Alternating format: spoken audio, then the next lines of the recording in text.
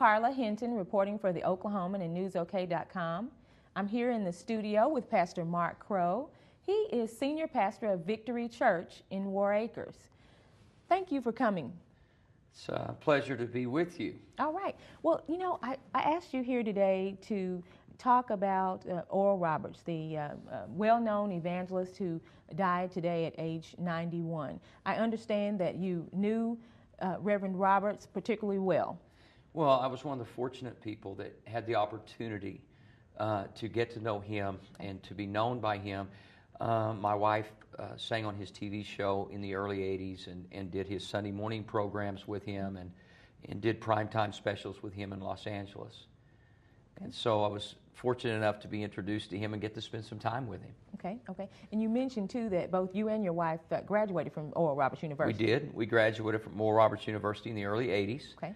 And it was just a great impact on our lives. Oral Roberts was a great visionary leader. Okay. All you have to do is go stand on the corner of 81st and Lewis in Tulsa, okay, and you look at this massive campus, and all of that was born out of prayer and out of a dream that one man, without the money and the resources to do it, heard God speak to his heart, and he responded.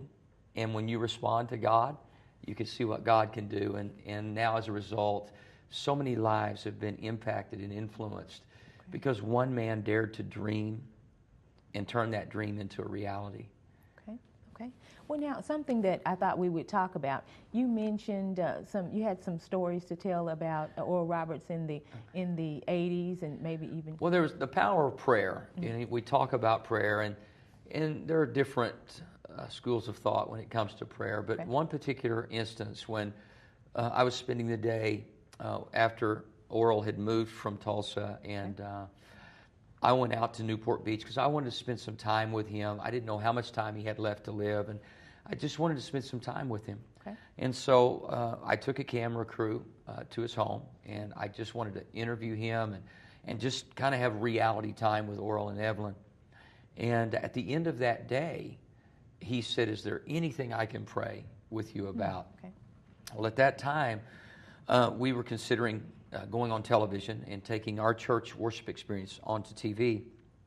And so at the end of the day, he said, I told him, I said, I really feel like God wants us to be on television and to touch the world through television. He said, well, let me pray for you. So he prayed for me. And at the end of the prayer, we were putting our TV equipment away, and I turned my telephone on, my cell phone on, and I saw there was a message.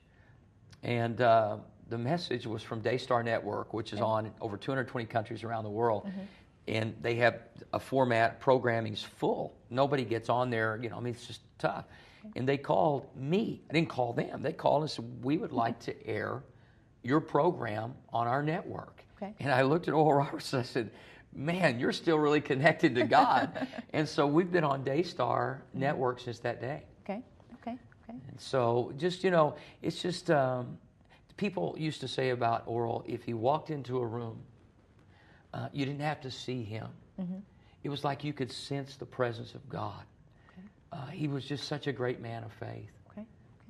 Now, something we talked about earlier, you mentioned that you are really interested in making sure that Oral Roberts' legacy is told accurately. Tell me why you feel that way. Well, in Oklahoma, we all read the articles about the City of Faith and the dog track owner that donated money. And right. It's always controversial when things are a little unconventional. Sure. And as we all know, Oral dreamed big and he believed big. And some of the things that happened, even the campus is unconventional. Okay. But the thing I loved about Oral Roberts was he just had such a passion to see people healed. He had such a passion to see people know God and to live the abundant life. And, he coined phrases like God is a good God. He had the phrase, expect a miracle. And we don't think much about that today. Right. But in the 60s, in the 50s and 60s, that was revolutionary. And so many people today really see God as a good God, not a God of judgment, not just the creator of heaven and earth, but a God who is intimately involved in the day-to-day details of life. And that's what I loved about Oral, was he just had such a relationship with the Lord that made you feel like that God really is with us, and he never leaves us and he never forsakes us. Okay. What would you say is his greatest legacy, would you say? I don't think that there will ever be anything greater than if we were to go back to the 50s and we would see tents, thousands, 10 to 20,000 people filling a tent to come and watch one man pray for sick people and to watch sick people be healed. Having been healed of tuberculosis himself, he had such a passion to see other people healed. And to me, even though I went to the university, and the university to me, it was about healing, but it was about educating the whole man, spirit, soul, and body. The legacy that he left was that God is involved in your spirit, in your soul, in your mind, in your body. And so I want to carry that on to believe that God really is involved in every aspect of our lives, every part of our being. Okay. Well, thank you so much for sharing your comments. Would you like to add anything else? No, just, I tweeted today on Twitter that, Oral Roberts is now in heaven with Jesus, and as he used to say, with his darling wife, Evelyn. Oh, okay. Thank you so much for coming. Thank you, Carla. Thank you. Thank you. Well, this is Carla Hinton reporting for The Oklahoman and NewsOK.com. Read more about this in The Oklahoman.